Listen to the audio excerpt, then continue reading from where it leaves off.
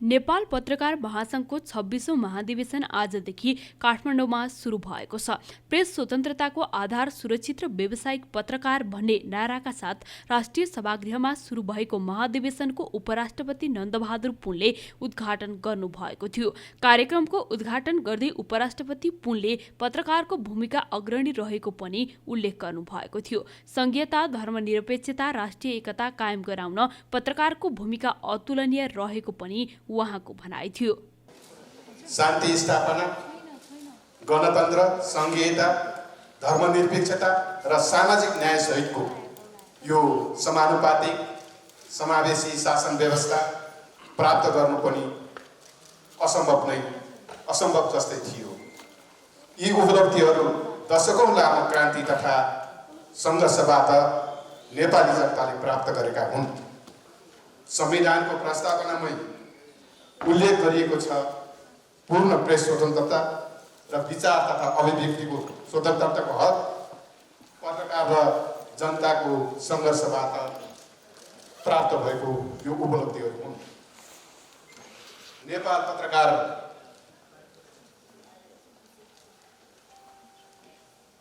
पत्रकार महासंघले नेपालको पत्रकारिता क्षेत्रको विकास, श्रमजीवी पत्रकारहरूको अधिकारका लागि मात्रै होइन, सशक्त नागरिक संस्थाको भूमिका समेत खेल्दै आएको छ।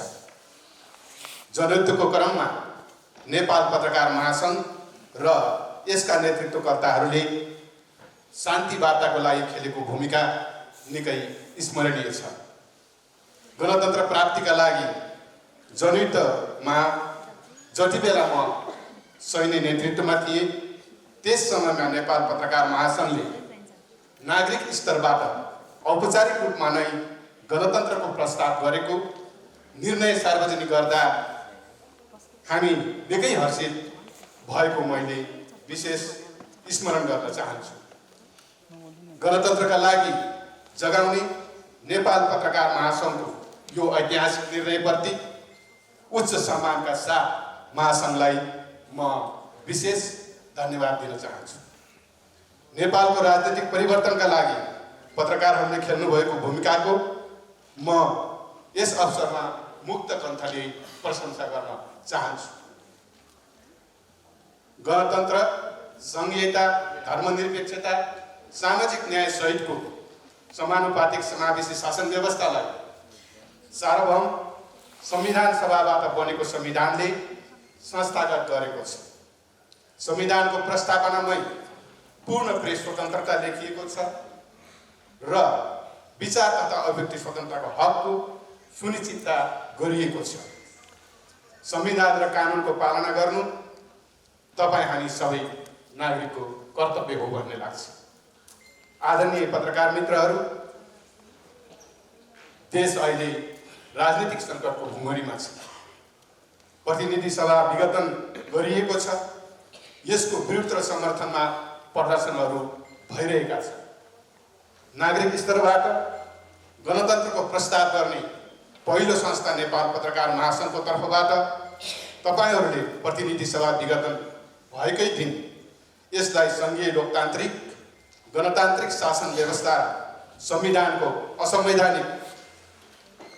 संवैधानिक व्यवस्था विरुद्ध भन्नुभएको छ। पूर्व प्रधान न्यायाधीशहरू, पूर्व न्यायाधीशहरू, संविधानविदहरू, नागरिक समाज, पराय राजनीतिक पार्टीहरू, सङ्घ संस्थाहरूका साथै अधिकांश तपाईँ पत्रकार मित्रहरूले पनि प्रतिनिधि सभा विघटनलाई असंवैधानिक भनिरहनु भएको छ। नेपाली जनता राजनीतिक स्थायित्व, समृद्धि, विकास निर्माण र आर्थिक सामाजिक जीवनमा परिवर्तनका साथै संविधानको पालना, संरक्षण र संविधान प्रदत्त अधिकारको प्रयोग गर्न चाहन्छन्। प्रतिनिधि सभा विघटनपछि गहिरो राजनीतिक सङ्कटबाट जनतामा निराश र आक्रोश छाएको छ। जनतामा निराश र आक्रोश छाउनु देशका लागि राम्रो सङ्केत होइन। नयाँ संविधान कार्यान्वयनको प्रारम्भिक चरणमै संविधानमाथि प्रहार गरियो, देशलाई भुमरीमा पारियो, प्रतिगमन भयो भनी प्रश्न उठ्ने गरी परिस्थितिको सिर्जना हुनु ज्यादै दुःखद कुरा हो। संविधानको संरक्षण र पालना सबै सङ्घ संस्था तथा आम नागरिकको कर्तव्य हो। तपाईँ पत्रकार मित्रहरू लगायत नेपाली जनताले लामो बलिदानीपूर्ण सङ्घर्षबाट प्राप्त परिवर्तनकारी उपलब्धिहरूको रक्षाका लागि पत्रकारहरू तथा जनताको विशिष्ट भूमिका रहन्छ भन्ने मलाई लाग्दछ। सधैँ परिवर्तनको पक्षमा उभिरहने तपाईँ पत्रकारहरू, पत्रकार महासङ्घले संविधानको संरक्षणका लागि स्पष्ट दृष्टिकोणका साथ खेलिरहेको भूमिकाप्रति म उच्च सम्मान व्यक्त गर्न चाहन्छु।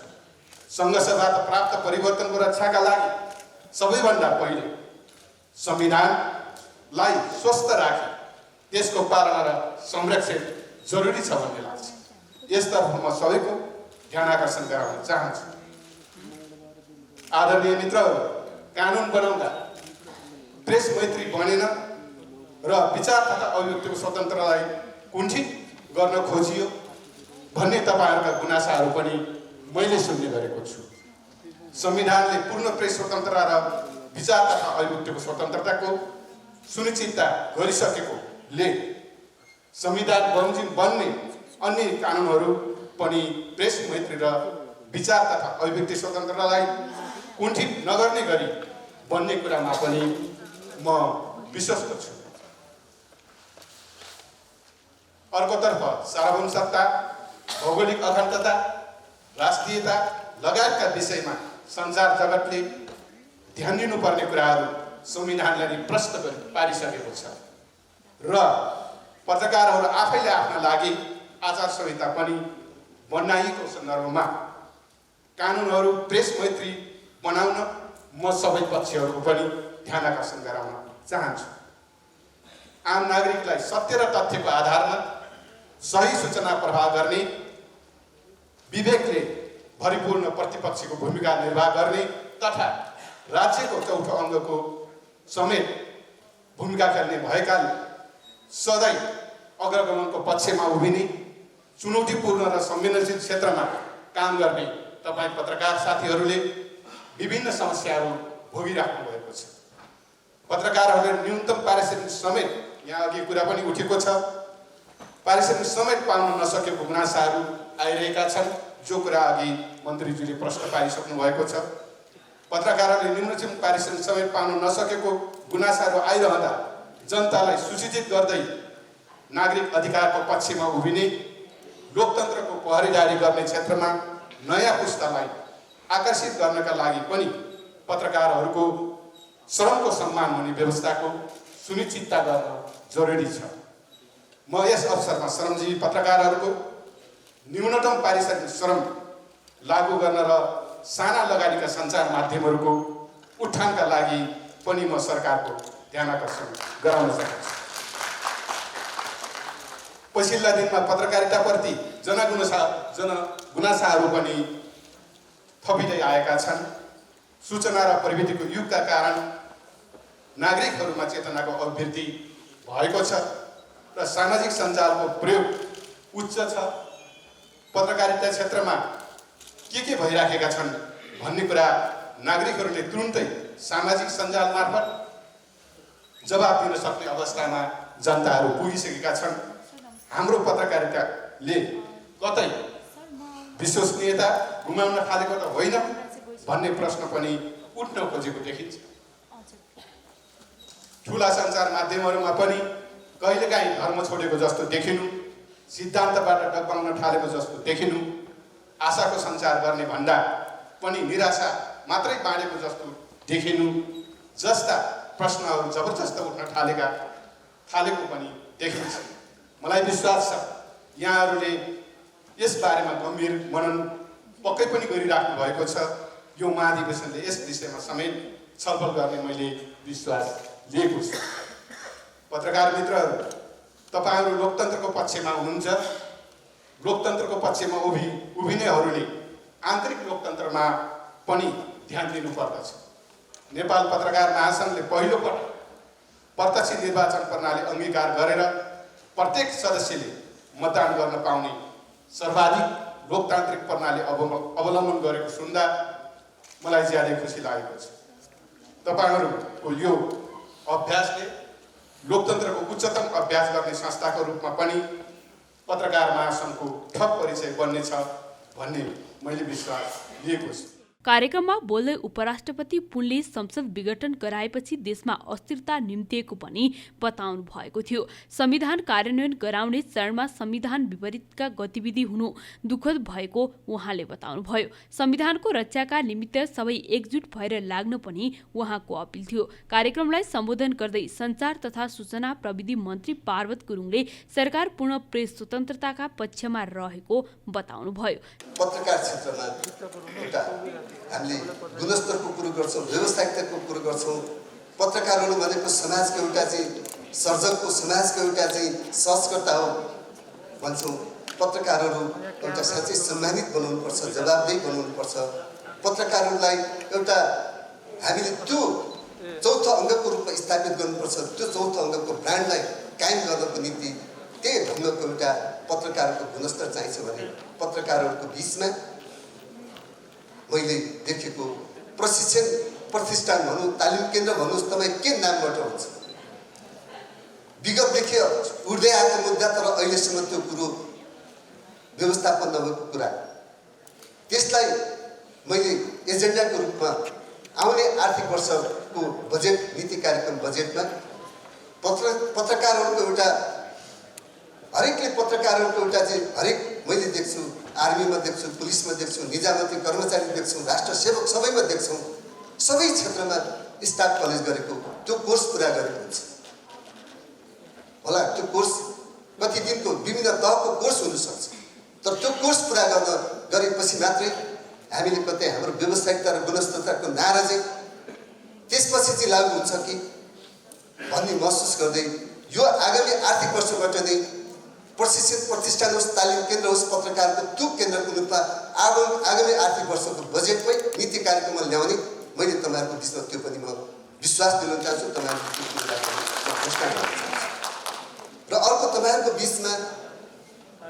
महत्त्वपूर्ण मैले देखेको हाम्रो अहिले विज्ञापन बोर्ड पनि बनेको छ। लोक कल्याणकारी विज्ञापन पनि छ, तर त्यो विज्ञापन चाहिँ कसले पाउने रहेछ त्यहाँ विभेद भएको पाइन्छ। अनि टेलिभिजनले पाउने, रेडियोले पाउने, अनि पत्रिकाले पाउने, अनि तपाईँको अनलाइन अहिले व्यक्तिपछि अनलाइन, घरैपछि अनलाइन, अनि त्यो अनलाइनले चाहिँ नपाउने, अनि तपाईँको फेरि केबल टिभीहरूले पनि नपाउने, यो छुटेको। पहिला सुरुमा जसले त्यो जुन साथीहरू जसको प्रतिनिधि उसले मात्रै त्यो कार्यविधि बनाएको जस्तो भयो। यो आर्थिक वर्ष त मैले त्यो कुरोलाई ख्याल गरिनँ। अहिले यसो हेर्छु त अनलाइनका साथीहरू आउँछन्, हामी पनि लोक कल्याणकारीको भन्छ, ए पहिल्यै यो त म मन्त्री त अस्ति भर्खर भयो, यो त पहिल्यै कार्यविधि बनेको छ। यसो हेर्छु सचिवज्यू त्यहाँका मन्त्रालयमा सोध्छु त कार्यविधि यस्तो छ भन्छ। यो कार्यविधिलाई तपाईँको अबदेखिको यो पनि तपाईँहरूलाई विश्वास दिलाउन चाहन्छु। यो सबै सञ्चार क्षेत्र, आम सञ्चार क्षेत्र, अनलाइन र केबल टिभीले पनि प्लस हुने गरिकन कार्यविधि तुरुन्तै त्यसको पनि सुधार गर्ने तपाईँहरूलाई म विश्वास दिलाउन चाहन्छु। हुनुपर्छ, किनभने अब फेरि पनि हामीले देखिरहेका छौँ अनलाइनको पनि नवीकरणको कुरो पौष मसान्तसम्म अनलाइन नवीकरण गरिसक्ने भन्ने अघि खनिजका अध्यक्षज्यूले पनि उठाउनु भएको थियो विषय। म तपाईँहरूको बिचमा भन्न चाहन्छु, नवीकरण त गरौँ, कानुनी रूपमा प्रक्रिया पुरा गरौँ। अब अनलाइनलाई पौष मसान्तभित्र नवीकरण गर्नुपर्ने त्यो म्याद किन राख्यो? त्यसैले वर्षको कुनै पनि समय पौषभित्र आर्थिक वर्षभित्र नवीकरण गरिसक्ने भन्ने किसिमको त्यसलाई व्यवस्थापन गर्नु र जो पौषभित्र तपाईँको लाइन लागेर पनि तपाईँले नवीकरण गर्न भ्याउनु भएको छैन, म्याद गुल्झेको छ, अब कानुनी मान्यता प्राप्त छैन कि भन्ने आशंका लागेका कतिपय अनलाइन मिडियाका साथीहरूलाई म पूर्ण विश्वस्त दिन चाहन्छु। यो आर्थिक वर्षभित्र तपाईँहरूले नवीकरण गर्नुहोस्, पौष मसान्तभित्रको म्याद त्यसको अन्त्य भएको म घोषणा पनि गर्न चाहन्छु। यी कुरोहरू सँगै लोक कल्याणकारीको कोषको यसको वृद्धि पनि अलिकति अहिले जे सीमित छ यसलाई थप यसको पनि हामी वृद्धि गर्ने मलाई पत्रकार महासङ्घ साथीहरूले यति प्रतिशत उति प्रतिशत वृद्धि गर्नुहोस् भन्ने माग त गर्नुभएको छ। सङ्घ सङ्गठनको साथीहरूले पनि भन्नुभएको छ। अहिले म ठ्याक्कै यति प्रतिशत वृद्धि गर्छु भनेर त म प्रतिशत चाहिँ म भन्न सक्दिनँ, तर यसको लोक कल्याणकारी विज्ञापनको आर्थिक रूपमा कोषलाई वृद्धि गर्ने र थप अरूलाई पनि त्यसमा चाहिँ सहयोग पुग्ने हिसाबले अनलाइनलाई र केबल टिभीलाई थपेपछि त पैसा पनि थप्नु पऱ्यो नि त, है? हो, त्यो कुरोप्रति पनि त्यसलाई थप वृद्धि गर्ने कुरोतर्फ पनि तपाईँहरूलाई म विश्वास दिलाउन चाहन्छु। र फेरि पनि तपाईँहरूको बिचमा हामीले अरू धेरै कुराहरू तपाईँहरूको बिचमा हुनसक्छ। अहिले मैले सबै कुरो यहाँ राख्नु जरुरी छैन। म पत्रकार महासङ्घसँग र सबै क्षेत्रका पूर्व पत्रकार महासङ्घका सभापतिज्यूसँग पनि मैले आमन्त्रण गरेको थिएँ। त्यो आमन्त्रणमा सुरेश आचार्यजी आउनुभएको थियो लगायत उहाँले आज उहाँसहित हामी सबैलाई कसैलाई नछुटाउँ सबैसँग पूर्व पत्रकार महासङ्घका सभापतिज्यूसँग पनि अन्तर्क्रिया गर्ने लक्ष्य लिएर कार्यक्रमको आयोजना भएको थियो। म सबैलाई फेरि पनि भन्छौँ, हामी व्यक्तिसँग कति अन्तर्क्रिया गर्न सकिन्छ, तर सामूहिक ढङ्गबाट संस्थाका ढङ्गबाट यहाँहरूसँग हामी सधैँभरि तपाईँहरूसँग अन्तर्क्रिया गर्दै नै छौँ। र फेरि पनि तपाईँहरूसँग म भन्छु, हामी अहिले केही हाम्रो बिचमा एउटा बहस चलेको कुराहरू, बहस केमा चलेको छ भन्दा अहिले सामाजिक सञ्जाल व्यवस्थापन निर्देशिका भनेर मैले एउटा प्रेस मिटमा, कुनै क्याबिनेटको प्रेस मिट हो, त्यो प्रेस मिटमा मैले एउटा प्रसङ्गमा छलफलको क्रममा मैले एउटा हामीले अब सामाजिक सञ्जाललाई पनि केही नियन्त्रण होइन नियमन गर्नको निम्ति जरुरी छ कि भन्ने हिसाबले मैले प्रस्ताव गरेको थिएँ। मैले यसो हेरेँ, विश्वमा पनि अहिले सामाजिक सञ्जाललाई व्यवस्थापन गर्ने सबै विश्वमै एउटा बहस र एउटा अभियानको रूपमा चलेको विषय हो। नेपालले मात्रै त्यो विषयवस्तु उठाएको होइन, फेरि पनि र नजिक छिमेकी भारतले पनि भर्खरै सर्वोच्च अदालतले फैसला गरेको पनि हामी सुन्यौँ। यो सामाजिक सञ्जाललाई नियमन गर्न किन जरुरी छ भन्ने कुरो आज ठुला मिडिया होस्, आम सञ्चार क्षेत्रमा किन नहोस्, आम सञ्चार क्षेत्रको हित र संरक्षणको निम्ति उठाएको आवाज मलाई लाग्छ जतिसुकै सरकारको विरुद्धमा मिडिया हाउसहरूले जतिसुकै कुरो लेखे तापनि सरकारको भूमिका के हो त भन्दा अब आम सञ्चार क्षेत्रलाई र यी मिडिया हाउसहरूको संरक्षणको निम्ति पनि र सञ्चार क्षेत्र र आम सञ्चार क्षेत्र र पत्रकार क्षेत्रलाई मर्यादित र एउटा जिम्मेवार बनाउनको निम्ति पनि सामाजिक सञ्जाललाई नियमन गर्न जरुरी हो कि भन्ने मलाई व्यक्तिगत महसुस भएको। यो फेरि नेपाल सरकार भन्दाखेरि म सम्माननीय प्रधानमन्त्रीज्यूसँग पनि मैले सल्लाह गरेको होइन, क्याबिनेट पनि छलफल गरेको होइन। मलाई व्यक्तिगत रूपमा मैले यसो बुझेँ, केही साथीहरूसँग छलफल गरेँ, विश्वको अभ्यास पनि अहिले यो सामाजिक सञ्जाललाई अलि व्यवस्थापन गर्नुपर्छ भन्ने बहस चलिरहेको बेलामा छिमेकी देशमा पनि त्यसलाई नियन्त्रण गर्नको निम्ति अथवा नियमन गर्नको निम्ति अदालतले पनि फैसला गरिरहेको अवस्थामा पक्कै पनि यो चाहिँ पत्रकार महासङ्घले पनि स्वागत गर्नुहुन्छ। यो चाहिँ जान्ने भइसक्यो जस्तो लाग्यो अहिले चाहिँ, है? अरू फेरि मिडिया हाउसहरूले पनि यो त ठिक हो, आज हामीले हाम्रो सूचनाका स्रोतहरू के हुन्, खोजमूलक छैन, तथ्यसङ्गत छैन, अनुसन्धानमूलक छैन। हाम्रो आज कसैले फेसबुकमा के सूचना दिन्छ सनको भरमा त्यसलाई हाम्रो चाहिँ ब्रेकिङ न्युज बनाएर, अनि त्यो ब्रेकिङ न्युज कसले बनाए त्यसको होडबाजी गर्ने यो किसिमको परिस्थिति निर्माण भएको मैले देखेको छु। अनि कसले सबभन्दा त्यो ब्रेक न्युज कसले पहिला दियो भनेर त्यसको प्रतिस्पर्धा म देखिरहेको छु। हो, यो स्थितिको अन्त्य गर्न जरुरी हो है।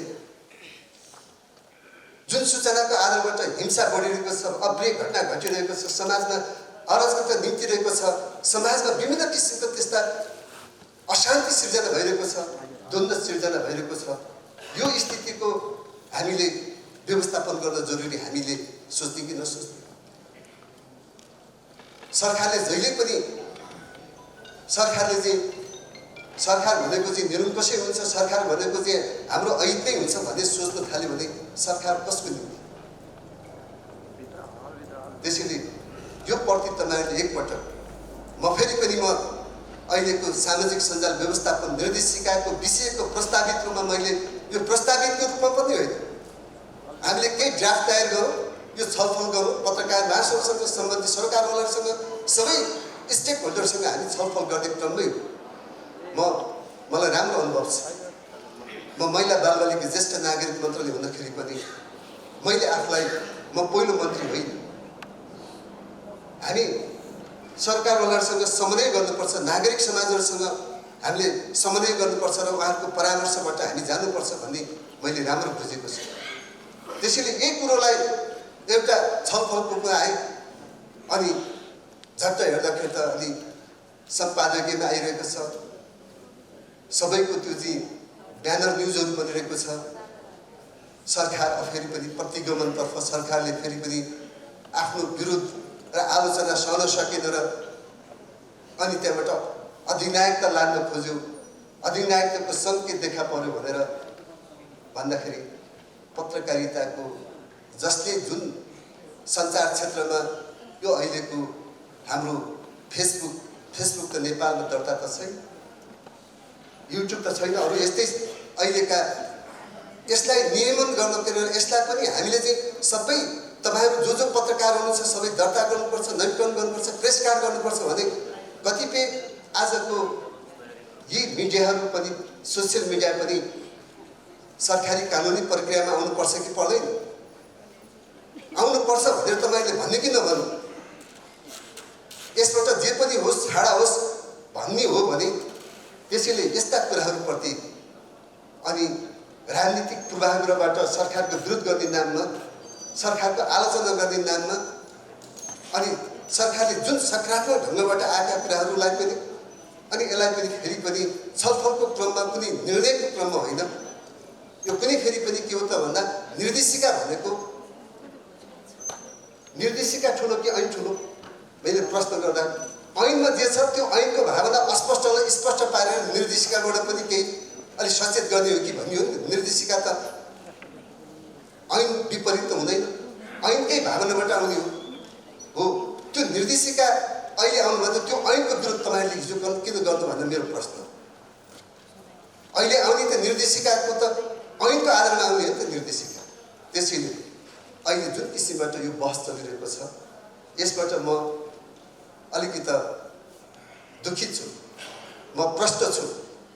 कुनै पनि यसमा कुनै छलछाल छैन, कुनै सरकारको तर्फबाट एउटा प्रस्तावित रूपमा यसरी छलफल गरेर जाउँ अनि म क्याबिनेट र सम्माननीय प्रधानमन्त्रीसँग पनि अनि छलफलमा जाउँ भन्दा सुरुमै अनि त्यहाँबाट त यसको त जसको हितको निम्ति जे गर्न खोज्यो उसैलाई त्यो चाहिँ अब हेर्दै जानुहोस्। अब यो सामाजिक सञ्जालबाट हाम्रो सञ्चार क्षेत्रमा कति हाम्रा पाठक बढेका छन्, हाम्रो पाठक सङ्ख्या कति वृद्धि भएको छ, यसको हामी सञ्चारको स्रोत के हो, यसलाई कसरी व्यवस्थित गर्नेतर्फ पत्रकार महासङ्घलाई म अनुरोध गर्न चाहन्छु। आज वर्तमान पत्रकार महासङ्घ, भोलि तपाईँहरूको अधिवेशनबाट आउने पत्रकार महासङ्घको पनि त्यो एउटा एजेन्डा बन्नु पर्यो। तपाईँहरूले माग गर्नु पर्यो सरकारलाई कि अहिले कसरी व्यवस्थापन गर्ने, यसबाट कति दूरगामी असर पर्न सक्छ, एउटा प्याकेजमा तपाईँहरूले विश्लेषण गर्नुहोस्। म तपाईँलाई अनुरोध गर्न चाहन्छु र म फेरि पनि श्रमजीवी ऐन र त्यसका नियमावलीलाई लागू गर्नको निम्ति मैले सुरुमा भने पत्रकार महासङ्घले यसको निम्ति एजेन्डा तयार गर्नुहोस्। नेपाल सरकार सञ्चार मन्त्रालय तपाईँहरूको साथमा रहेको मैले विश्वास दिलाउन चाहन्छु। आजैदेखि तपाईँले सुरुवात गर्नुहोस्, त्यसको निम्ति श्रमजीवी पत्रकारलाई को हितमा तपाईँहरूले काम गर्नुहोस्। आज सरकारको हितमा सरकारको पक्षमा तपाईँले बोलिदिनुहोस्, त्यो होइन। बरु सरकारलाई गरेन भनेर तपाईँहरूले चाहिँ त्यो श्रमजीवीहरूको हितको ऐन त्यो नियमावलीलाई लागू गर्न पहिलो एजेन्डा पत्रकार महासङ्घले बनाउनुहोस्। म तपाईँहरूको साथमा रहेको म विश्वास दिलाउन चाहन्छु। व्यक्ति पार्वतीको साथ होइन, नेपाल सरकार तपाईँहरूको साथमा छ, यो विश्वास पनि दिलाउन चाहन्छु। र म पुनः फेरि पनि कोभिडबाट प्रभावित र विस्थापित पत्रकारहरूको प्याकेजमा तपाईँहरूसँग दिनुहोस् एजेन्डा। कोभिडबाट प्रभावित र विस्थापित पत्रकारहरूको हितमा उहाँहरूको स्वास्थ्य बिमाको कुरा होस्, अनि के विस्थापित उहाँहरू के हुनुहुन्छ उहाँहरूको विषयमा पनि ल्याउनुहोस्, त्यसलाई पनि हामी गर्नेछौँ। र अर्को एउटा चाहिँ जीवन वृत्ति कोष भन्ने रहेछ, त्यसमा 5 करोड रहेछ, त्यसलाई प्रभावकारी कार्यान्वयन भएको देखिएन, त्यसको कार्यविधि बनेको देखिएन हो। त्यसलाई त्यो जीवन वृत्ति कोषलाई चाहिँ पत्रकार कल्याणकारी कोषको रूपमा त्यसलाई नामाकरण गरेर त्यसको सुरुवात गर्नेछु। साथै सामाजिक सञ्जाल नियमन गर्नका लागि विभिन्न ऐन कानुन बन्ने चरणमा रहेको पनि उहाँको भनाइ थियो। महाधिवेशनमा जिल्ला एसोसिएट प्रतिष्ठान शाखा तथा विभिन्न 10 प्रदेश कमिटिका पदाधिकारी सहभागी रहेका थिए। महाधिवेशनकै क्रममा महासंघले विभिन्न विधाका पुरस्कार समेत वितरण गरेको छ। 2 दिन चल्ने महाधिवेशनमा विभिन्न प्रतिवेदनहरू पेश गरी पारित गरिनेछ। महासंघको नयाँ नेतृत्व चयनका लागि भने चैतमा चुनाव हुनेछ। यो पटकदेखि महासंघले प्रत्यक्ष निर्वाचन प्रणालीबाट नेतृत्व चयन गर्नेछ। केन्द्र र विभिन्न तहमा एकै दिन चुनाव हुनेछ। निर्वाचनमा देशभरका सबै साधारण सदस्यले आफ्नो शाखाबाट मतदान गर्न पाउनेछन्। महासंघको नयाँ विधान अनुसार केन्द्रीय महाधिवेशन सकिएको 1 महिनाभित्र महासंघका केन्द्र, प्रदेश र शाखा गरी 3वटै तहको नयाँ कार्य समिति चयन गर्नुपर्ने हुन्छ। महासंघका सबै शाखामा एकै दिन नयाँ कार्य समितिका लागि मतदान समेत हुनेछ।